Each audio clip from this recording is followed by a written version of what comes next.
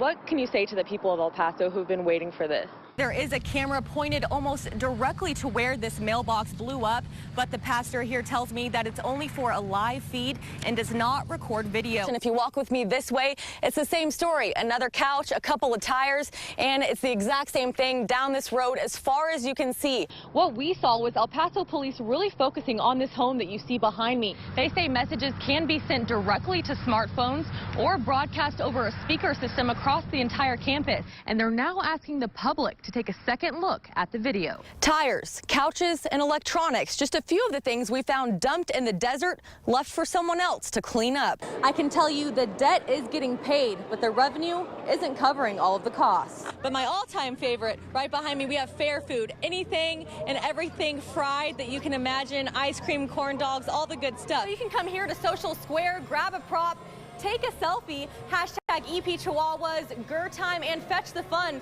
and your picture could end up in TV screens around the stadium. The heart of downtown El Paso remains a fenced-in construction zone. There's more than 100 UTEP football players and 60 staff members staying here in Ruidoso over the next 11 days. Texas Western was the first institution to desegregate back in 1955 and inventoried every single horse and determined that none of them are infected with the virus. This all came to light last summer after the two brothers and the bookkeeper retired. The diocese wanted to put in a new accounting software. That's when the new bookkeeper found out the school's banking records weren't adding up. Both of these investigations turned up $800,000 in misappropriated funds. Last August, the Diocese of El Paso and a third-party firm both launched an investigation into the school's finances. They admitted that they had misappropriated these funds over a course of a number of years. Lori Cortez graduated from St. Joseph's in the 80s. Her kids are now students there. She has mixed emotions about the news. It hurts me, but at the same time, they did so much to the school. They gave so much to charity.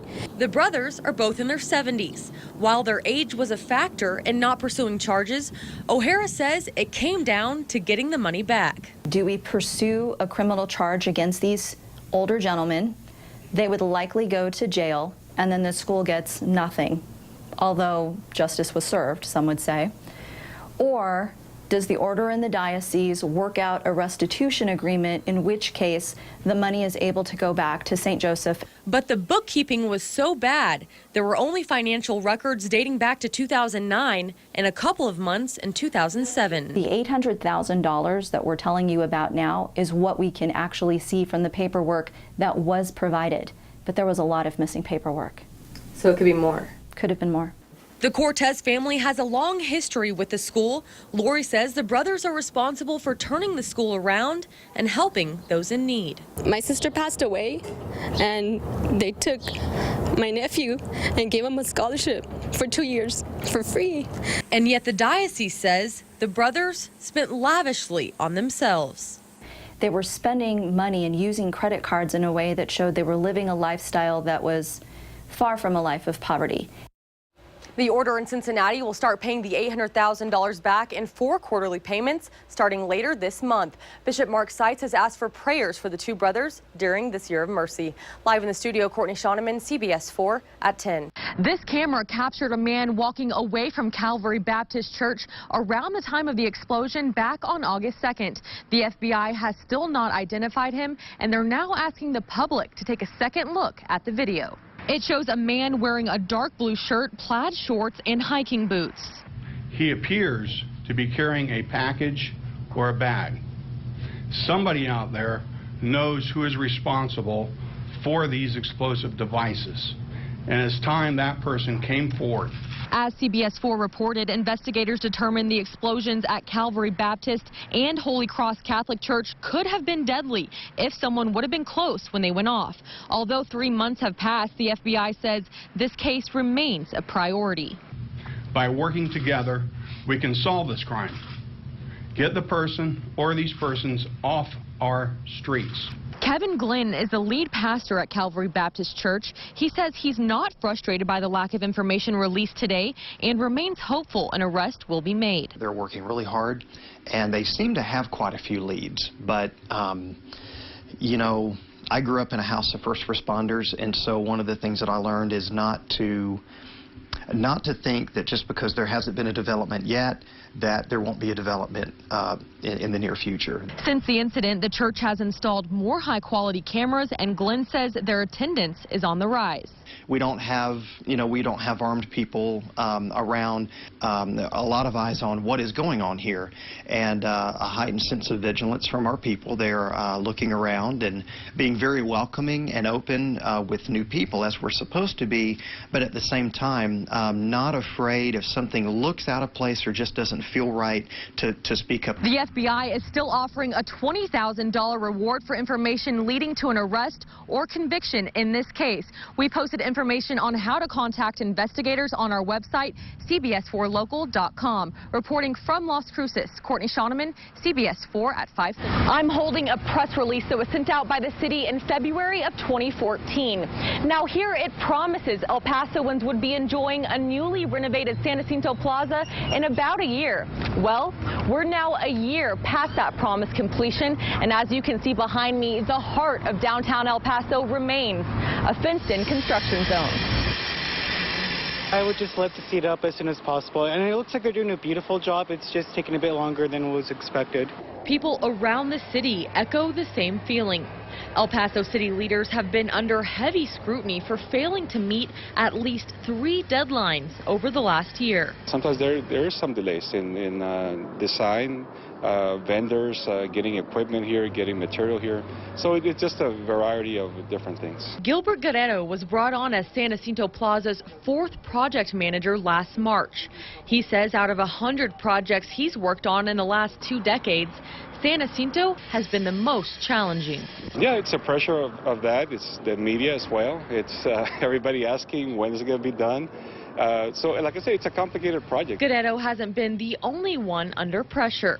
Probably September through December of last year, I really was considering closing the doors. Local restaurant owners say street closures related to the construction crippled their business. The landlord's not telling me, oh, I know that your business is affected. They still want their money. The electric company still wants their money. My employees still need to get paid. As we've reported, the city is assessing liquidated damages against contracting company Basic IDIQ. And it's still $1,000 a day for the contractor, including today as well. He assures even with months of delays, the project will remain within the $6 million budget approved by voters in the 2012 Quality of Life bond.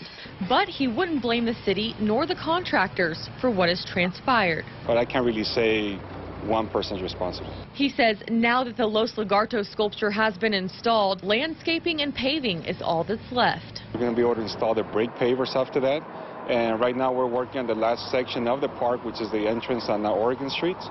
I asked Guerrero how the city was able to demolish City Hall and construct Southwest University Park in a year, but are still struggling to finish the plaza 2 years later.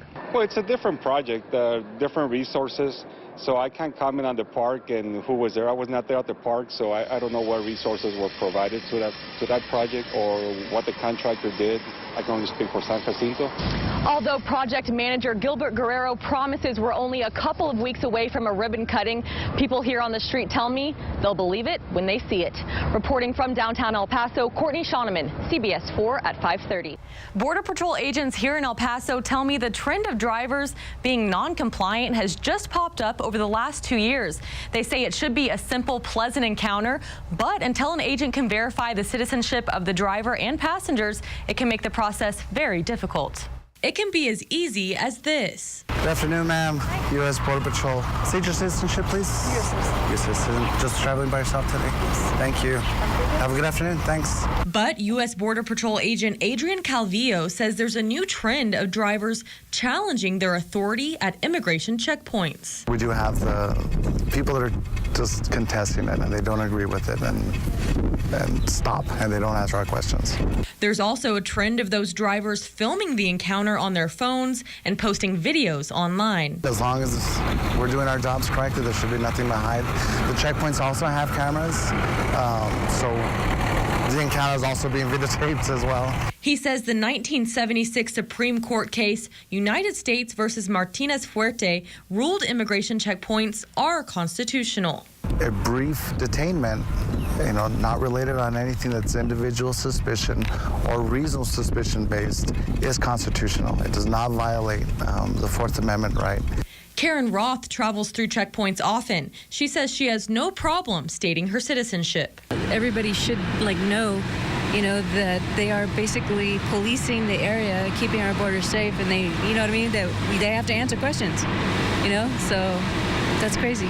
If a driver is being uncooperative, an agent will ask them to pull over out of the flow of traffic for a secondary check.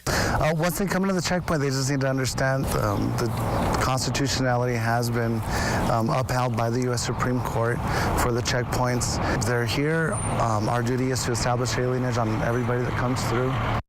Calvillo says the number of uncooperative drivers is very low, but if a driver is challenging their authority, they give them one of these pamphlets and try to talk it out with them. If they're still uncooperative, local law enforcement could then charge them with impeding the flow of traffic. Reporting live in the studio, Courtney Schoenemann, CBS 4 at 10.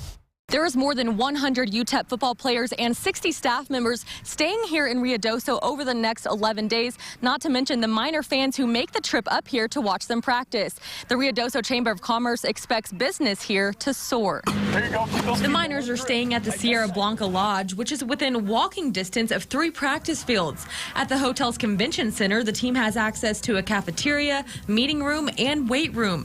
Head coach Sean Kugler compares it to an NFL training facility. They'll have food catered from local businesses each day. I spoke to one local restaurant owner who will provide the meals for the team 3 times during training camp. Oh, it's fun. It's a blast. We're glad that the UTEP guys are here in town and for us to feed.